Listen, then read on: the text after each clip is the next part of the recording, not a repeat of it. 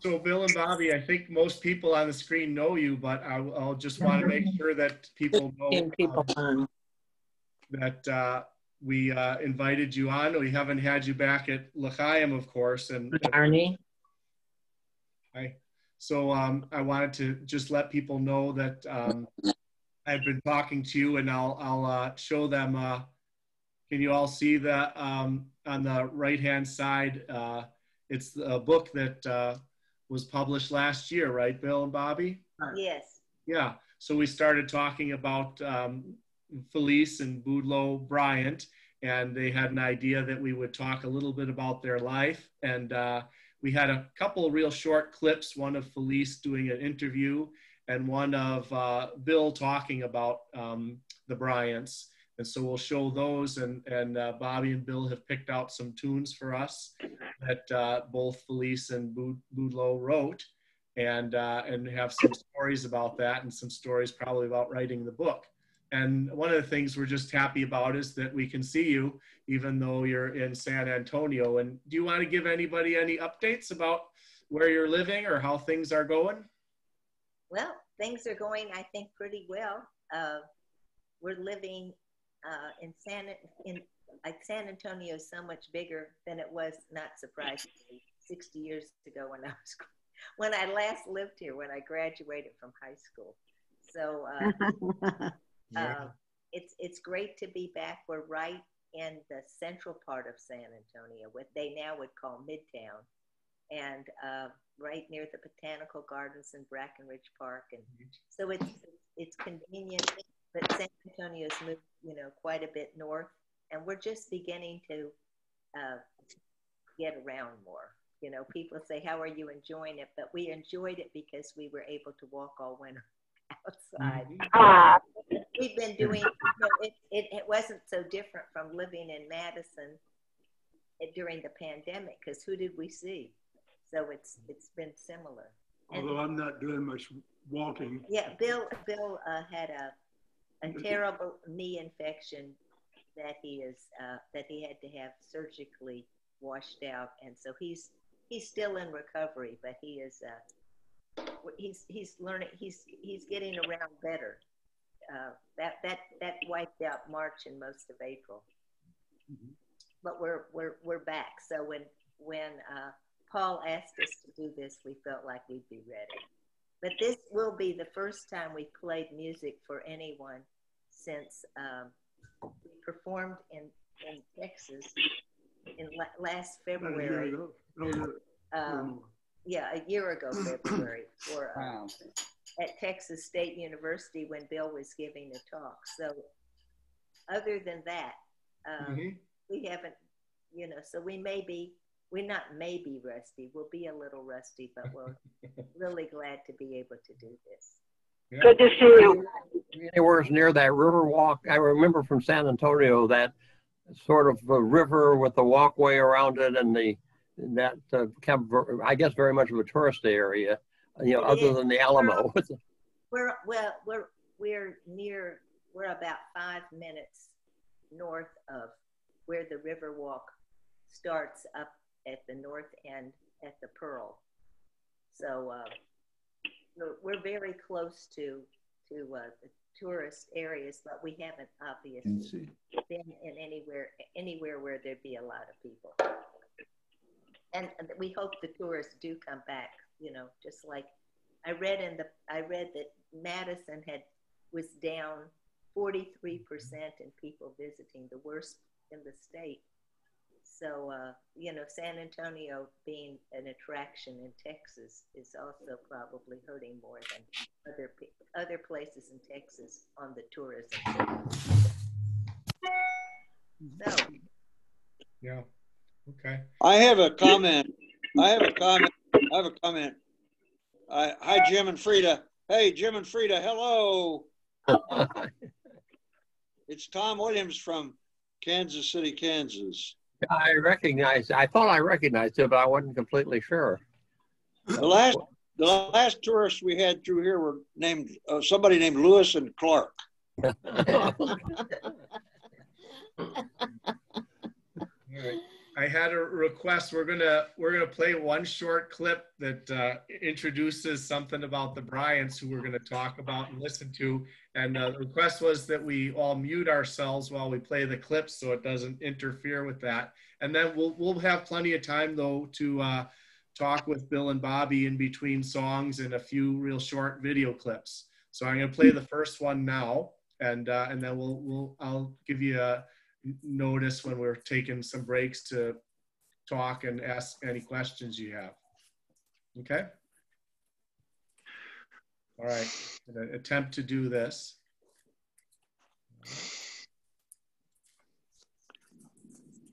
Can everybody see? Yeah. Okay. Felice Bryant was one half of the songwriting team of Felice and Boudleaux Bryant. They were the first independent songwriters in Nashville and the first to make their living solely from that profession. Felice was born Matilda Genevieve Scaduto in Milwaukee, Wisconsin. She married her life partner, Boudleaux, in 1945, and they were part of Nashville's rise to musical preeminence. You may not know their names, but you certainly will know their songs. Songs like Hey Joe, Love Hurts, the most famous bluegrass song in the world, Rocky Top. They made their name. Rocky Top, you'll always be. When they met the Everly Brothers in 1957 with songs like Wake Up Little Susie, All I Have to Do Is Dream, and Bye Bye Love, Felice and Boudleaux Bryant became known all over the world.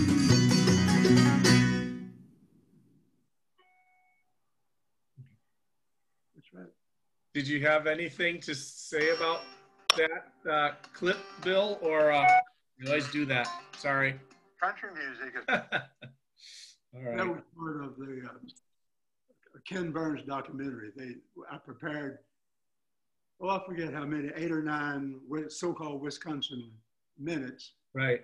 Played generally during intermission or maybe right after the Ken Burns documentary was over, just to demonstrate the role that Wisconsin musicians played in the making of country music.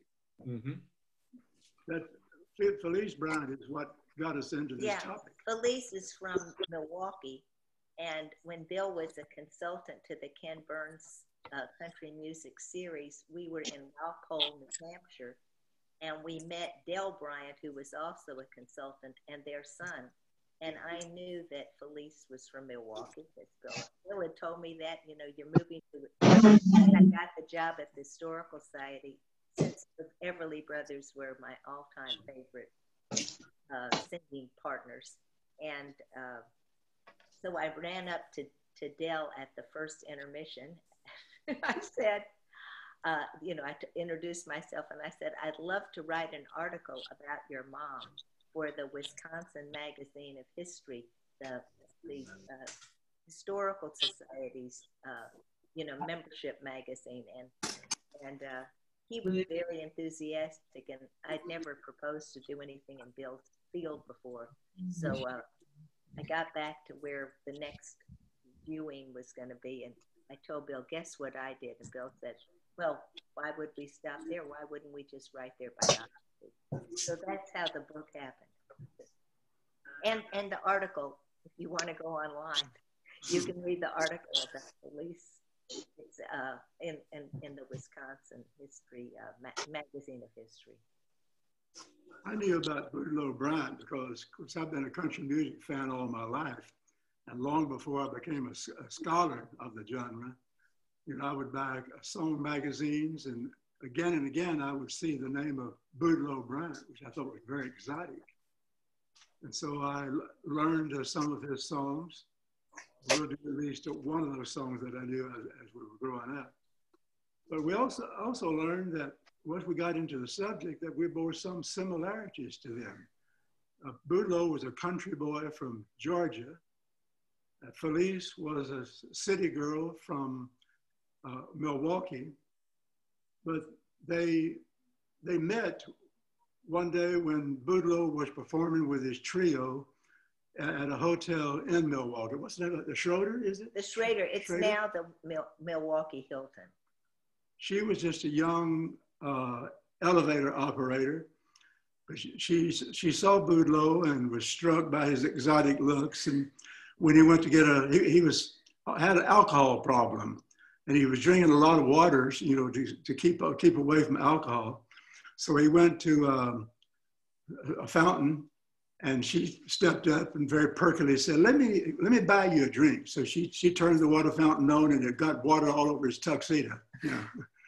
And it was love at first sight. So that's one similarity. Yeah, I walked into a bar, you know, and there was this country guy. Another city girl, another country guy here. You know, singing a song, and we had not been introduced, though I was with one of Bill's colleagues from Tulane, and I thought, I bet I married this guy. So yes, we had they married on September 5th, 1945. That's the day we met. And we met on September 5th, 1976. So it was fun finding those parallels, which we had no idea existed when we started. Boudleaux was a classically trained violinist, but he played for a while with the Atlanta Symphony Orchestra, but he couldn't make much money at that role during the Depression. So he'd also grown up around hillbilly fiddlers as he was growing up. His daddy was a fan of that kind of music. So Boudleaux accepted a job with the hillbilly band, and that, of course, changed his life. For the rest of his life, he was involved in country music. So, but life for a country musician back in those days was very hard. To eke out a living, you had to play just about every night somewhere. So he became an itinerant musician. They bought a trailer. A little trailer. Along with two little boys, they traveled all over the South playing. And he made a name for himself in Atlanta. He wasn't making much money, but he became very well known among other musicians. But during his absence at night, he would play maybe until 2 or 3 o'clock in the morning. And while he was gone, Felice, who was just bored to death, started writing poems and songs. She had always fancied herself a kind of a poet. But she began writing little snatches of songs. When he'd get home around 2 or 3 in the morning, he'd say, well, what did the little lady do tonight? And she'd start showing him some of the songs she had written, and he started working with her on them. When they got up to about 80 of those songs, they said, well, we ought to do something with them. So they began contacting publishing houses and musicians and seeing if they could get their songs published. It so happened they were playing in Green Bay, Wisconsin. You may have heard of that. They had a hillbilly show during the day. Felice was singing, Boudleaux was playing the guitar more often than the violin. And just trying to come up with something that might be commercial, he wrote a song called Country Boy. And in a sense, it was realistic. I'm sure it played upon memories of growing up on a farm in Georgia. But it was also just an attempt to come up with something novel that people might like. And luckily, the great songwriter and publishing house owner, Fred Rose in Nashville, heard the song and thought it would be good for one of his clients, Little Jimmy Dickens. So Little Jimmy recorded the song, and it became a big hit.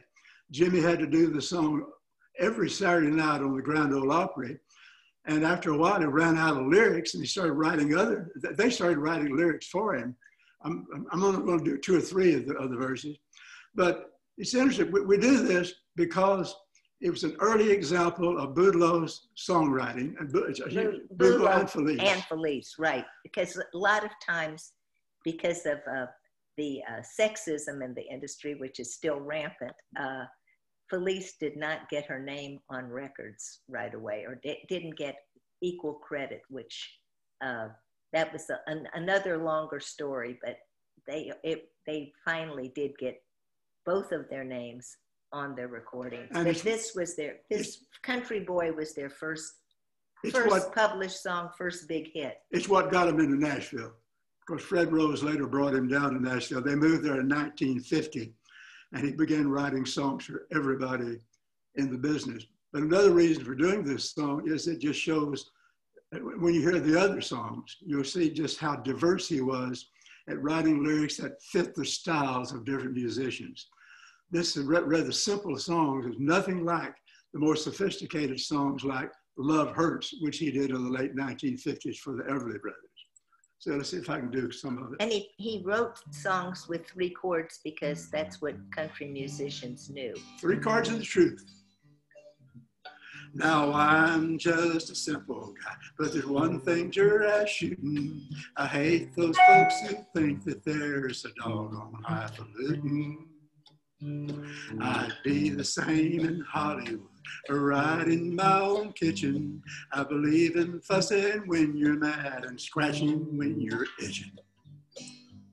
I'm a plain old country boy, a cornbread loving country boy.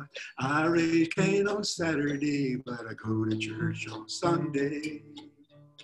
I'm a plain old country boy, a cornbread loving country boy. I'll be looking over that old graveyard when the sun comes up on Monday.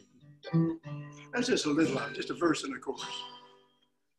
But it was, as we said, his ticket to Nashville. And he came just at the point when Nashville was beginning to sort of move away from its kind of sleepy-like status as a relatively small southern city. And it began to boom as musicians began to pile into the city. And by the time they arrived, Nashville had already become known as Music City, USA. And Chet Atkins was also right there. He became a big, not only performer, a fabulous guitar player, but one of Boudleaux's best friends. And they also wrote together. And but he did not like sharing credits with Felice. So this one is by Boudleaux and Chet Atkins and Felice, who didn't get credit. Have to keep getting the little woman in there, you know.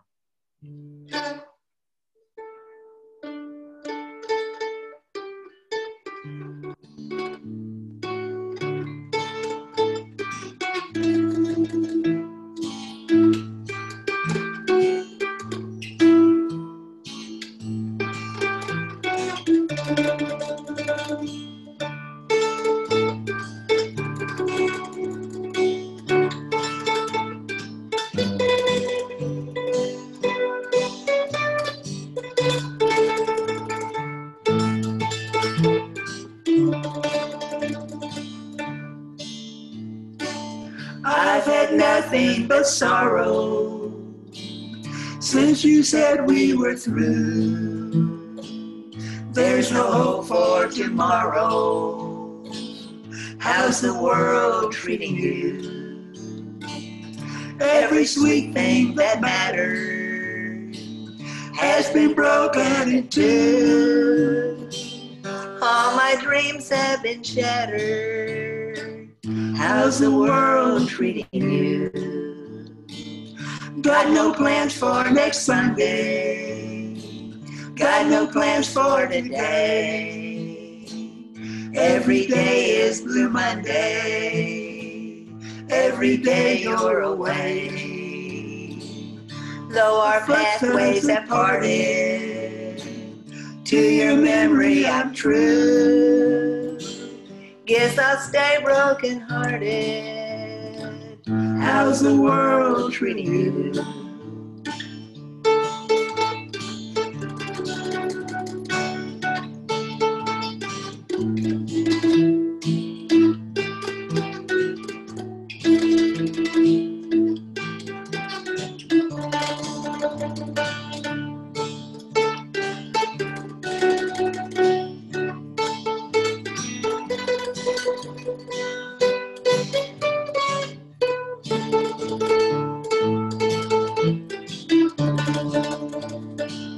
Do you wonder about me, like I'm hoping you do? Are you lonesome without me? Have you found someone new? Are you burning and yearning? Do you ever get blue? Do you think of returning? How's the world treating you? Do you think of returning? How's the world treating you? How's the world treating you? Well, he wrote for anybody who would listen to his songs. He started going down to the Grand Ole Opry on Saturday night. And when people were off stage, he would corner them and say, boy, do I have a song for you. And he generally did. And if they expressed more interest, he would invite them out to their little trailer home out on the outskirts of Nashville in a trailer park. They were that poor. They were just barely surviving. And while Felice was introducing them to all sorts of Italian cuisine, especially because spaghetti. Spaghetti was exotic in Nashville in 1950. So she would whip up some spaghetti, and they'd have some vino around. And after they'd fed and wined their guests, then they would bring out their songs. And this was so successful that they never, to get a song from Felice and Bryant, you had to come to them, and all their songs were at their home. And their subsequent homes, even their beautiful large home they built in Hendersonville on a lake later when they got famous, that's still how they managed their clients. Of course, it never changed. The kitchen was part of the den area where they would solicit their and their two little boys, you know, of necessity, grew up hearing this music because they were in a cramped up part of the trailer while Felice and Boudleaux or they were stirring the spaghetti sauce or cleaning the kitchen or doing something to help get ready. So it was, as we said in the book, Team Bryant. Both of the boys went into the music business, and Del Bryant, whom we first met in Nashville, became the head of the BMI, Broadcast Music Incorporated, the most important licensing corporation in the music business at one time. He was then head of it for 30 or 40 years. Yeah. So it was protecting his parents and all other songwriters. And this is one of the songs he wrote probably for Carl Smith, or at least, of course, little Jimmy Dickens, and everybody else has done it ever since. It's one of those songs I had heard growing up too, that made me aware of Boudleaux Bryant. Take Me As I Am, or Let Me Go. Wait, take two.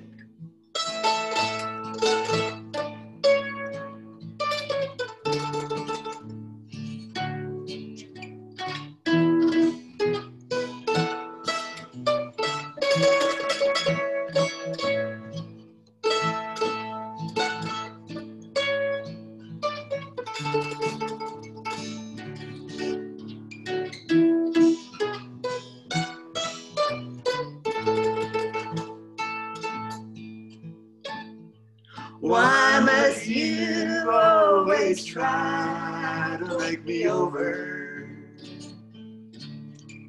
Take me as I am or let me go. White lilies never grow on stalks of clover. Take me as I am or let me go. You're trying to reshape me in a mold, in the image of someone you used to know. But I won't be a stand-in for an old love. Take me as I am or let me go.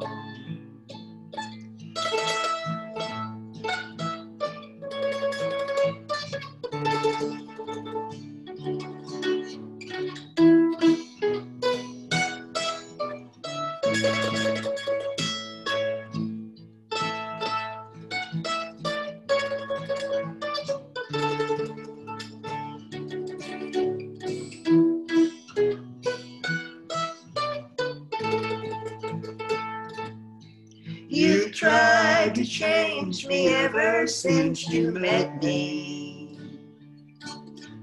Take me as I am or let me go.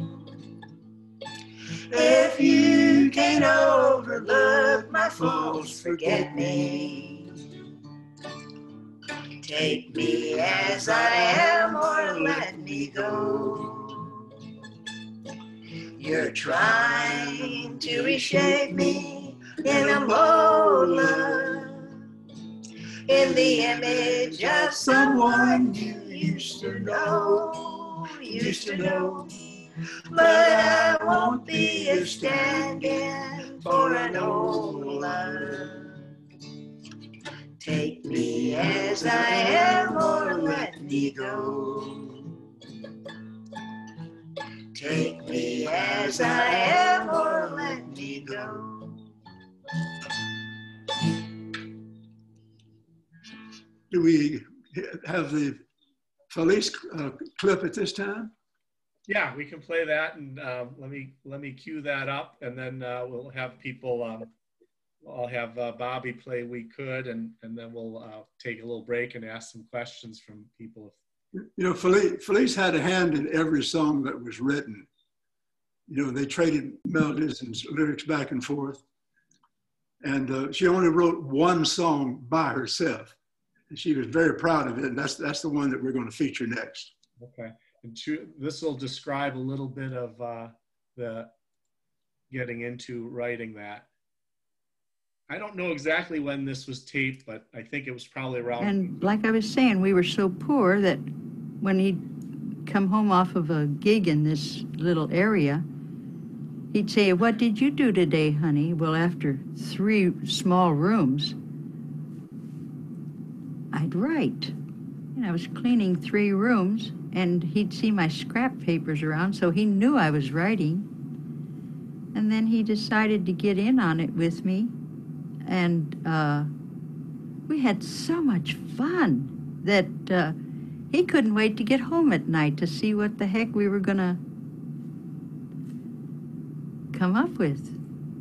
It went both ways. Sometimes I inserted a bridge. Sometimes he took the theme. I'd be humming something around the house, and he'd say, "Honey, is that yours?" Or, No, I heard that on the radio." Or, "Yeah, that's mine," and he'd grab it. He was asleep on the couch, and he looked so precious, and I was sitting across from him in an easy chair, and I just thought, man, if anything can happen good, we could do it together.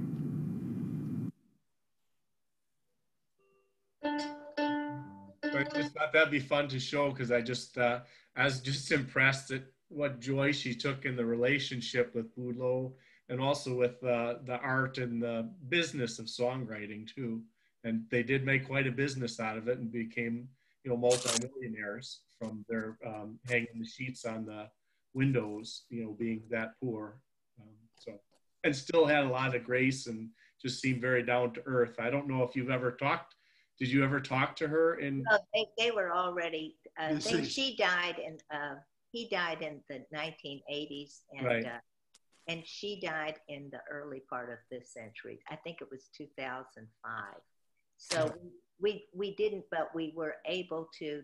They'd done oral histories right. with a number of people, and Dale and his brother Dane made everything available to us, and we also went to the Country Music Hall of Fame with Dale, and he pointed out some things, and we listened to a lot of interviews, and they gave a lot of interviews. So yeah. We were, and we used a lot of, especially Felice. She was, what was on her mind was out of her mouth. So she was very, she was terrific, and we used a lot of that in the book.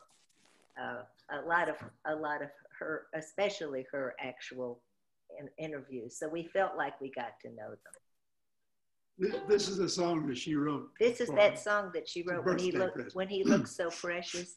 And she said it was the only thing that she ever wrote that he didn't touch, that it was all hers. So she was very proud of that.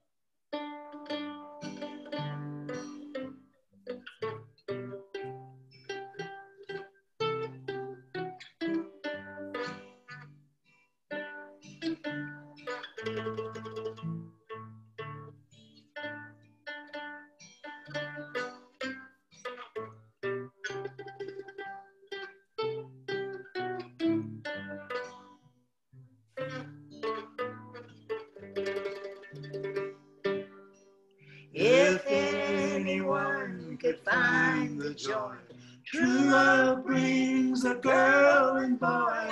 We could, you and I. If anyone could ever say their true love is here to stay, we could, you and I. When you're in my arms, I know you're happy to be there. Just as long as I'm with you, I'm happy anywhere. If anyone could pray each night, thank the Lord that all is right, we could, you and I.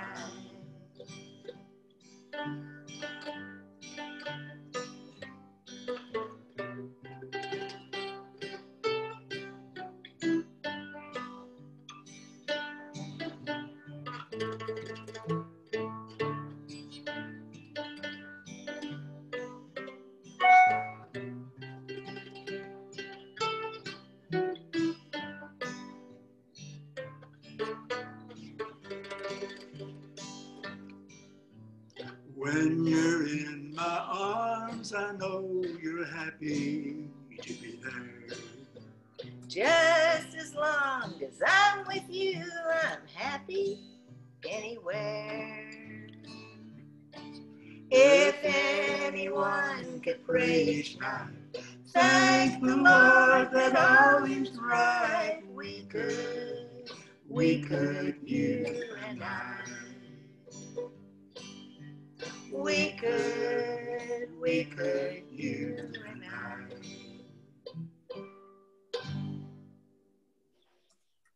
Thanks. I thought, Bill and Bobbie, if it's okay, we'll take a little break. Bill and Bobbie have 2 more songs to play for us, and we'll see if people can guess what they are. And but also wanted to give people a chance to say hello, ask you questions about the book or about music or life in Texas, whatever people have on their mind. Unmute yourself or raise your hand and go ahead and ask what you want.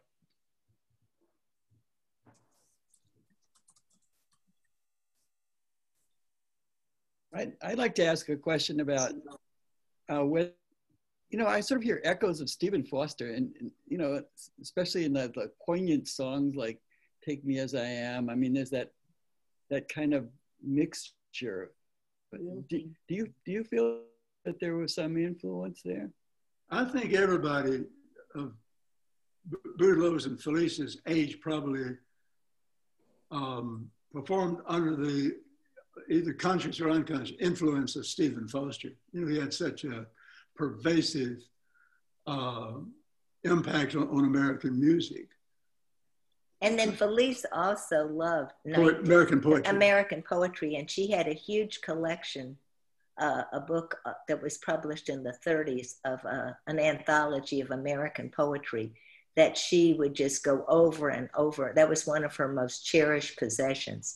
So they were very much influenced. I mean, she was influenced by that kind of very, mid-19th century romantic style. So whether it was poetry or lyrics, that was very much a part of that. And of course, country music being a music that is conservative in that it, not just politically, unfortunately, but conserving older styles and perpetuating their lives because people love that sentiment. Boudleaux was a sophisticated, classically trained musician. But in Nashville, he didn't find much of a market for that. And we had a genius of writing for the style of a particular musician that they could come to him and ask him to write a song, which he did. Or he could be aware of what style they possessed and would write to it.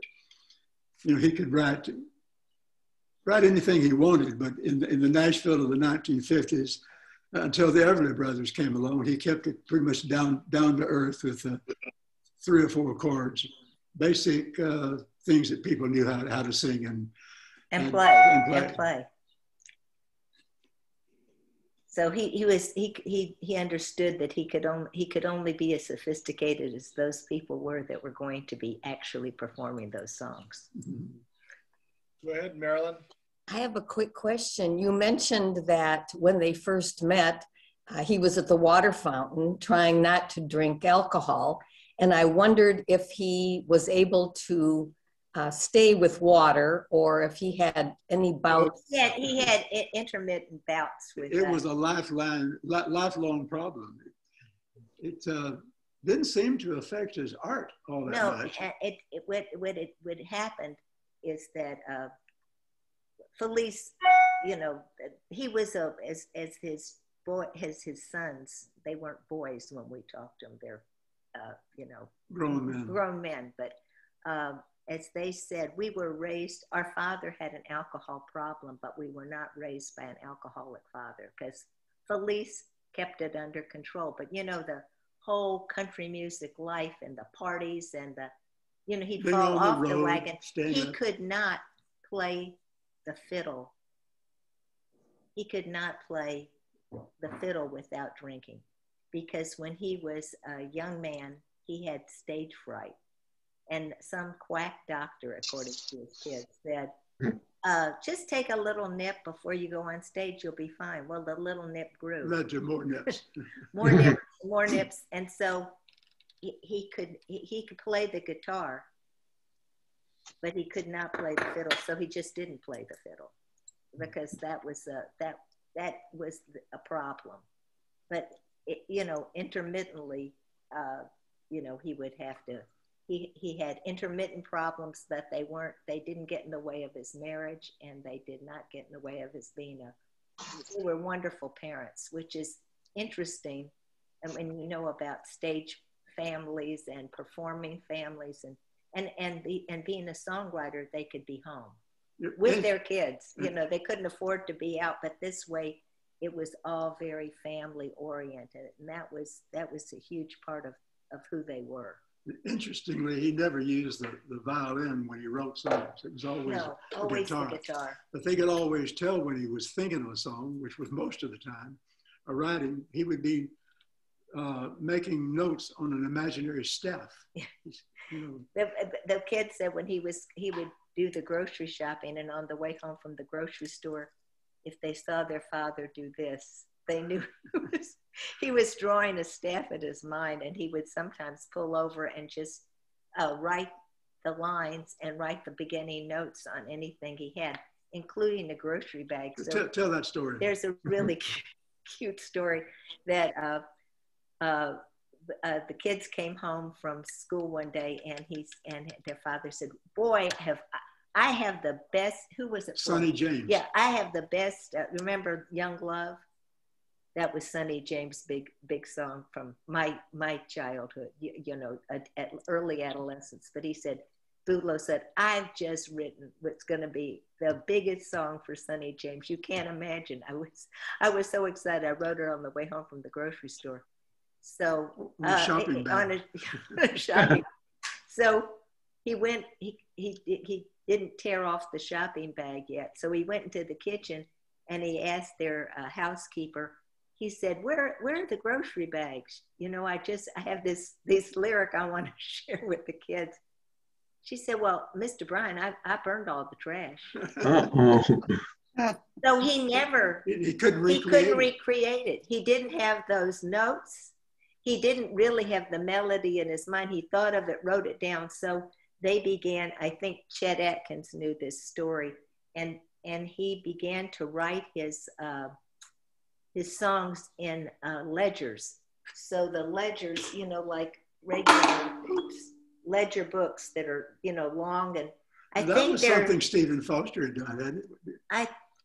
He might have, but other songwriters so everything was in those books. If he started it on a scrap of paper, it got translated into that book, and they're all in the Country Music Hall of Fame. So we could go through the ledger books and look at them. And sometimes they were nothing but the first few notes or a scattered lyric that they might be able to come back to, but he wasn't going to lose another one like he did on that grocery bag. So, anybody else have anything you want to ask us? Okay. Go ahead, Laura. Could you tell us a little bit about the instruments you're playing right now, and can we see them? Well, this is a mandolin. I thought so, yeah. And the reason I'm a mandolin player is because when I met Bill and I had well, I'd flunked piano, you know, as a 9-year-old. I didn't really get the concept of practicing. And, but I knew how important music was to Bill. And Bill had bought this mandolin maybe 10 or 12, I don't know, some years before. Early 60s. And it was in the closet. And he never learned to play it. So that's how I became a mandolin player. The mandolin came to the United States with Italian immigrants, but it also began to appear in the Sears Roebuck Montgomery Ward catalogs very early, along with a few instructions as how to play it.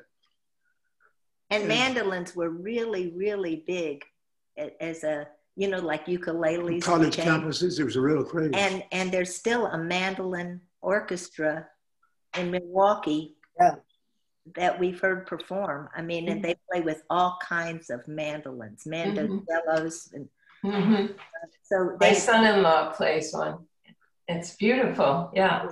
Do you ever do fado? Do you ever do what? Fado, you know, the Portuguese fado music, because they use what are like mandolins. I just play enough to be able to do those 3 chords. That's how many our songs. Thank you. I have a Martin guitar. All bluegrass musicians, which I'm not, but I greatly admire bluegrass music. Just as a matter of honor, they mostly play Martin guitars. And Gibson mandolins. Gibson. This was a very popular combination back in the 1930s and 40s in country music, the mandolin and guitar. A lot of the people who played the instruments were brothers because they had those peculiar brother blends. And so there emerged a style in country music known as the brother duet tradition. It's not as strong as it used to be, but the Gibsons. The Gibson brothers today are the most. Thank you. You know, the one song that we're not going to play, which we should if we could, is Rocky Top. It's the most, at least at one time, it was the most famous bluegrass song in the world. But to do Rocky Top correctly, you have to have a hard-driving 5-string banjo and the other bluegrass instruments. We don't have them. We probably don't know the chords anyway. But you'll say a little Rocky Top is another one of Felice's really cute stories that they were in. They used to go up to Gatlinburg, and they were actually retired there, but they would go up there for vacations and breaks. And what was his name?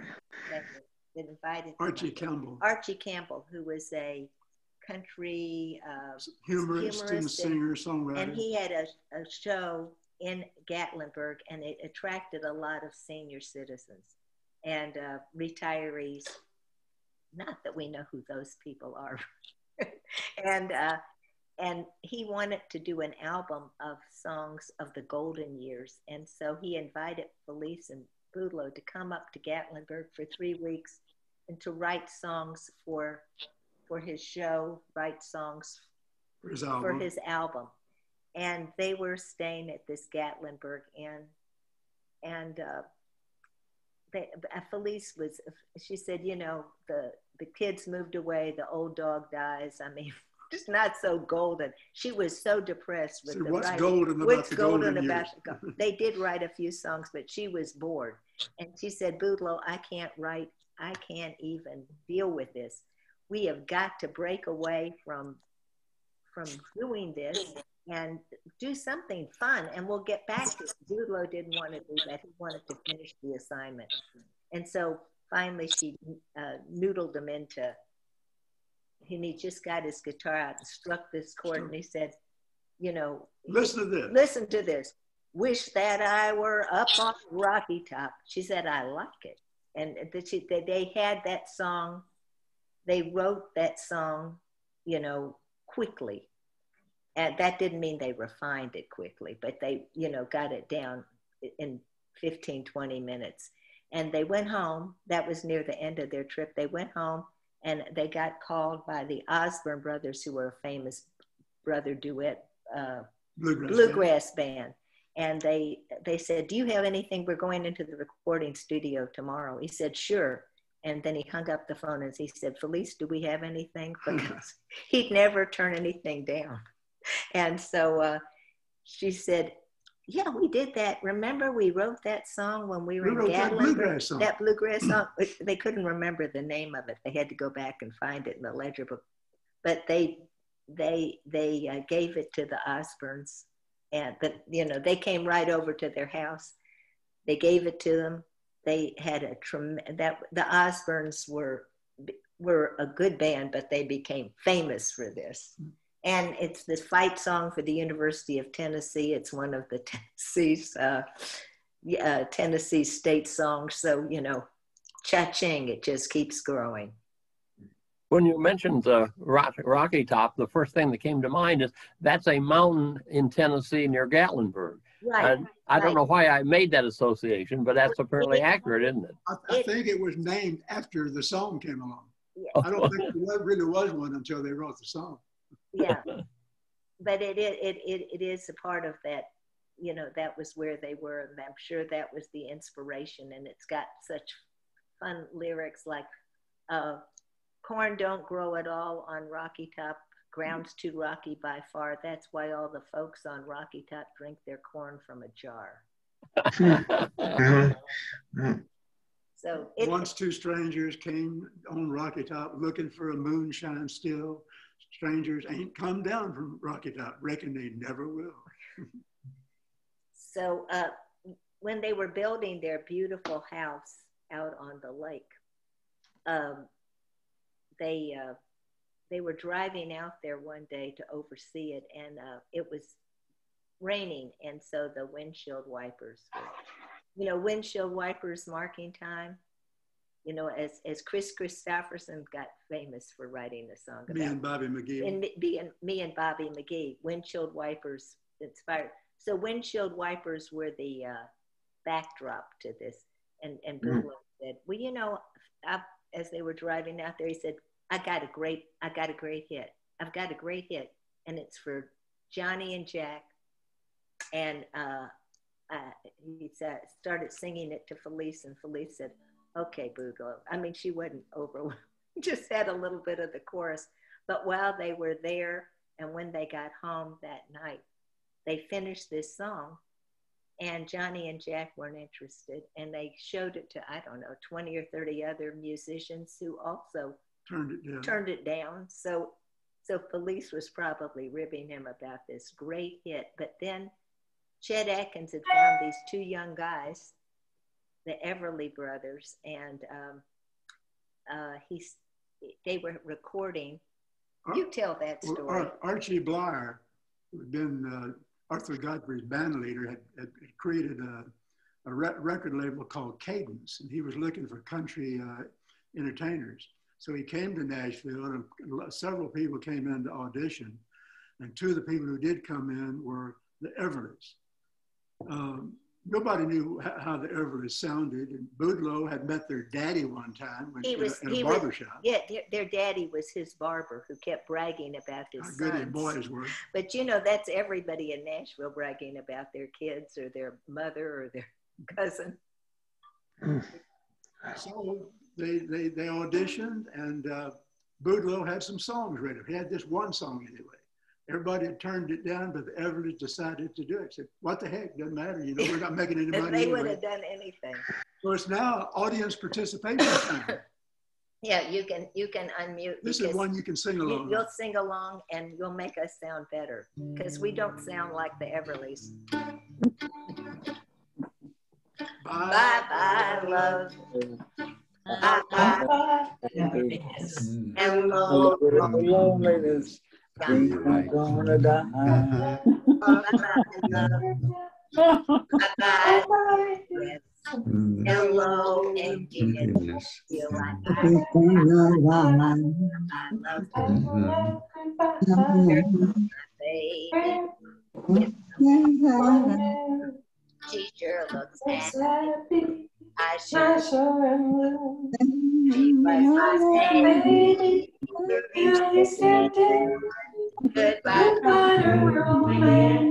That might have been 5 years in Milwaukee. Bye bye. Bye bye.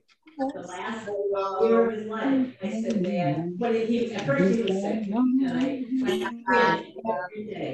But then I was back to the hospital. I said, Hello. Just come to Madison. And in my head, I was thinking, okay, and then let's talk about it. But he came to Capitol Lakes. He actually loved me. Now they the stars above. And here's the reason I'm so free. My loving baby is here with me. Bye-bye, love. Bye-bye, happiness. Hello, I'm gonna cry. Bye-bye, love. Bye-bye, sweet. Hello, emptiness. I got bye-bye, love, goodbye. Bye-bye, love, goodbye. That's the song that made all the difference in their lives. Became an recorded. They had not written that song. What is that, Paul? When did they record that song, the Everly Brothers? 57.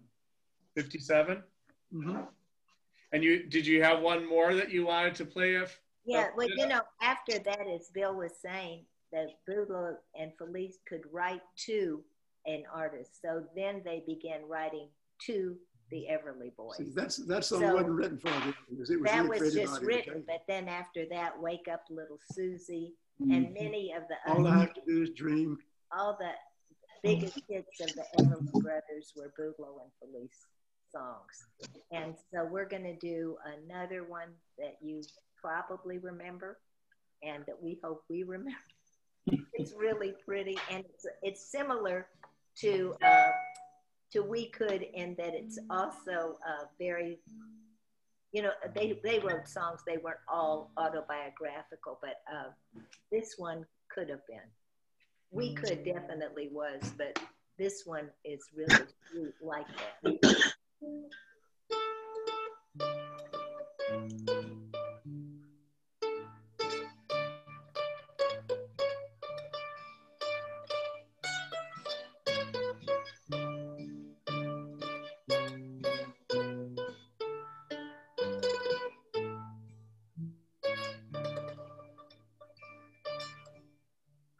Darling, you can count on me till the sun dries up the sea. Until then, I'll always be devoted to you.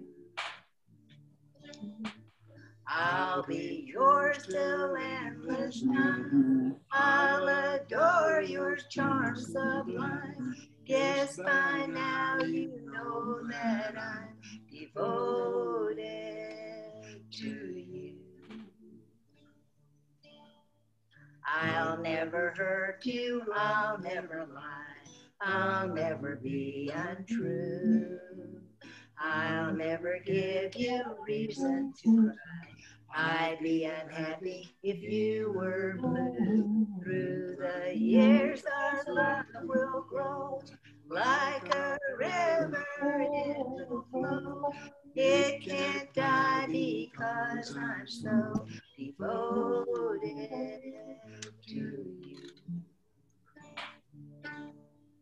I'll never hurt you, I'll never lie, I'll never be untrue. I'll never give you reason to cry.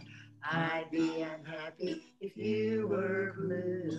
Through the years our love will grow, like a river it will flow.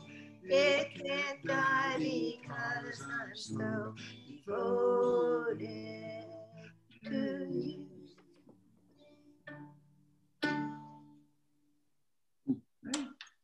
And we feel like that's kind of autobiographical for us too. Yeah. Anybody have any more questions?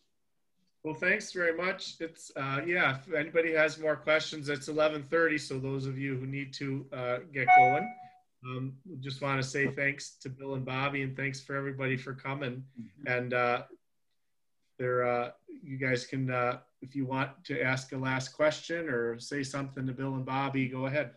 Well, Bill and Bobbie, I want to say how beautiful you made this morning and the music that you sing. And my only question is, are we going to see you up here sometime, or are we going to have to go pacing down to you? We hope that we're traveling. I mean, it certainly will be the first thing that we will come back to is Wisconsin, and maybe late summer, early fall, depends on how Bill's knee and the coronavirus are doing. Right. So we send you lots of love in the meantime. Thank you. Thank you. And everything well. I hope I'm trusting that everybody on Zoom has been vaccinated and is getting ready to get back to as much. Yeah. Wonderful to see and hear you. We miss you. We miss you too. We miss And you. if you come back to Madison, you have to play music somewhere. Yeah, you gotta have a Work gig. that in. We do, even if it's your front yard, Jim. Even if it's my front yard. And don't forget the words to Rattlesnake Daddy while you're down in Texas. No, okay? we wouldn't do that. But it's, you know, we haven't been playing music because it's hard to practice when you've got nothing to look forward to where you actually perform. So we're glad Paul asked us, because this made it, even though we've been saying for months, well, not when Bill was having his surgery, but what the instruments sit out on their stands in the living room, and but we haven't really played. So this has been a great getting us back. And WRT, There no rust on the instruments. You sounded great. Mm-hmm. and WRT sent us this mic so that we could do once Bill's doing a program for them back to the country every fourth Wednesday of the month. Yeah, and it's great. I listen faithfully. Thank you so much. So we feel like we're still part of that. We have one foot in each community. You know, like we're doing the splits. We got one foot in Wisconsin. Bill's got the Brewers app on his computer. So we'll accept it. You know, we still feel very loyal to Wisconsin. Oh, thanks. Okay. Remind us what time the Back to the Country is on the fourth Wednesday. What time it's 9 to 12. 9 to 12, yeah. Good long time. And you can WOID. And it's also archived, so you can listen to the show anytime for 2 weeks following. So I love it. Listen to you every time you're on. Yeah. Thanks for being a good audience. And thank All right. Thank you. Bye, Bobbie and Bill. Great to see you all. Bye. Great. Thanks for coming. Okay. Bye. Bye. So we did get some